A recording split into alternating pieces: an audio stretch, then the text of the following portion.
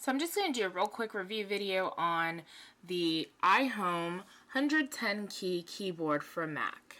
I got that from Amazon a couple days ago, and I'd like to preface by saying that I've just now started getting into Mac. I got an 11-inch MacBook Air in January, and then today I got the iMac. And I'll probably do an unboxing and review video in the next couple of days here on this guy. Before that, I've always used PC, except for like in elementary school when we had like the Apple computers with little rainbow colored Apple on it, but that doesn't count. So I said all that to say this: inexperience is the reason for my foolishness.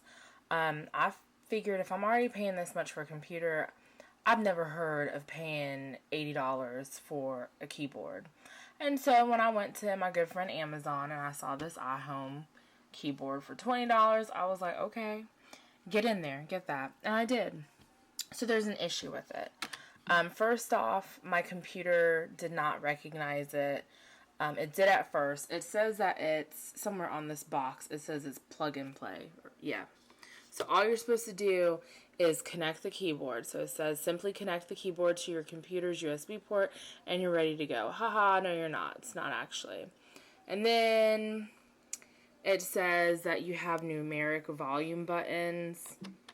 No, you don't. The volume's not going up or down or anything else. Sorry, baby. It doesn't do it. So my computer didn't recognize it when I plugged it in. And then even after going through the steps for it to recognize the keyboard, it still didn't recognize it. And if you look at the function keys, they don't function that well because they're missing this stuff. So you can't adjust the brightness. You can't toggle back and forth between the different things you're working on. You can't go to your app screen. The keyboard's not backlit, so you can't, there's no need to adjust the lighting on the keyboard. But you can't, play, pause, move forward, do the volume. All that stuff is not there. So, yeah. It's not, it's $20, so it's not that big of a deal, but it says that the system requirements are Mac operating system 10.4 or later, so one would think that it would be more compatible. So I now see, I don't know if it's compatible with Mac just because it's aluminum colored or whatever. Oh, and the spacebar sticks too. Of course it's not doing it now because it's recording, but it was sticking, I promise. So I'm not overly satisfied with it. And another issue, which isn't really an issue, but it kind of is, the number lock light doesn't illuminate, so you don't know if the number lock is on or not.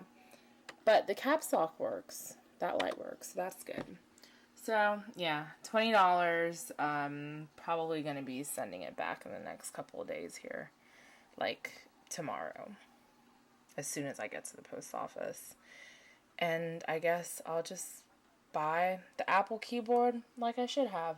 So I hope this is helpful to anyone considering getting it. I'll post a link in the description for grins and giggles, but I don't recommend the iHome 110 key keyboard for Mac.